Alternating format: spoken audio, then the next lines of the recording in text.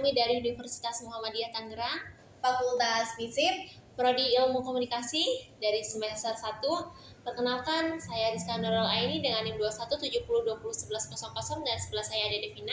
dan gue Devina Meganataya Putri dengan NIM 2170201115. Oke, di sini kita bakal ngebahas tentang teori pelanggaran harapan nih. Ngomong-ngomong tentang teori pelanggaran harapan, kayak judul kita tuh terlalu panjang ya, teori pelanggaran harapan. Gimana kalau kita singkatnya apa nih ya? Lo ada ide nggak sih untuk teori ini? Biar kita gampang ingetnya gitu. Ada. Gimana kalau kita nyebutnya dengan terapan, teori pelanggaran harapan? Lebih simpel kan? Oke, terapan ya. Oke, kita sebut sebagai terapan, teori pelanggaran harapan ya. Oke.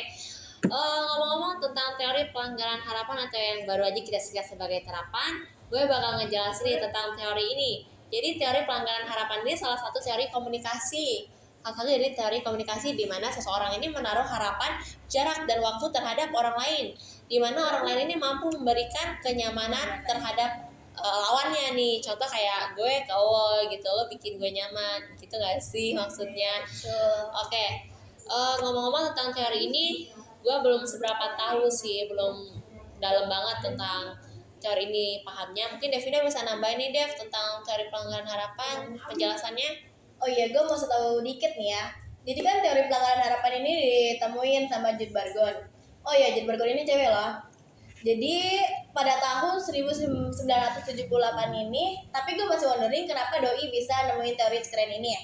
Dulunya dia itu kuliah di salah satu universitas di Amerika Serikat.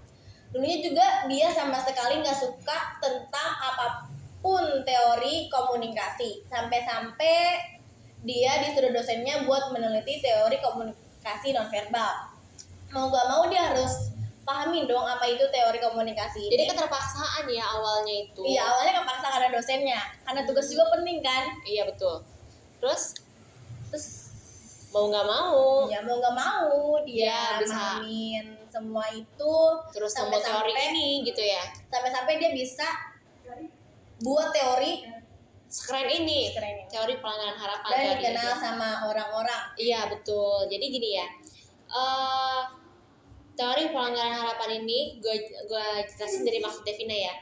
Jadi siapa tadi namanya? Jude Bargon itu tuh nggak suka banget sama apapun yang berhubungan dengan ilmu komunikasi sampai tiba waktunya dia tuh disuruh dosennya buat meneliti teori komunikasi nonverbal. Sebuah penelitian tentang komunikasi nonverbal sampai si Jude Bargon ini punya judul tentang teori terapan atau teori pelanggaran harapan. Oke Dev, lanjut Dev, gimana lagi tuh? Oh ya, pasti setiap teori itu punya konsep awalnya dong. Nah, lo tau nggak konsep awal dari teori ini? Oke, ngomong-ngomong tentang konsep awal.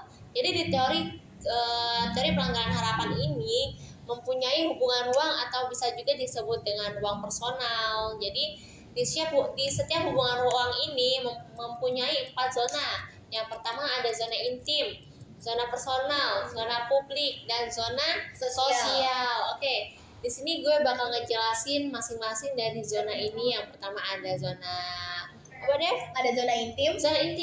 Zona intim itu salah satu zona mengamati.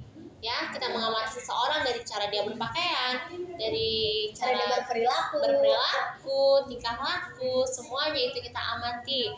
Lalu ada zona personal, betul Dev? Betul. Iya. Zona personal itu adalah salah satu zona yang mendengarkan lawan kita. Contohnya kayak kita lagi talking, kita lagi sharing, kita lagi ngobrol, curhat. Kita sebagai pendengar harus mendengarkan dengan baik kan apa yang dia sampaikan. Itu masuknya ke zona personal. Lalu ada zona sosial, yaitu salah satu zona yang sifatnya itu formal. Seperti tadi kita sedang melakukan sebuah interview di lingkungan kerja, itu masuknya dia ke zona sosial. Maaf ya, dia masuknya ke zona sosial. Oke. Selanjutnya ada zona publik. Jadi zona publik itu tuh termasuk zona di atasnya zona formal ya. Jika kita tadi membahas tentang zona formal, di atas zona formal itu masih ada lagi zona publik yang lebih formal. Dia itu biasanya digunakan suatu kelompok atau orang orang-orang itu untuk melakukan diskusi. Jadi diskusi itu masuknya tuh ke zona publik. Oke, itu dari macam-macam zona ya. Kemungkinan Devina bisa menambahkan lagi entah itu dari materi-materi yang lain. Oh ya, gue mau nambahin sedikit. Jadi dari teori pelanggaran harapan ini ada 3 asumsi.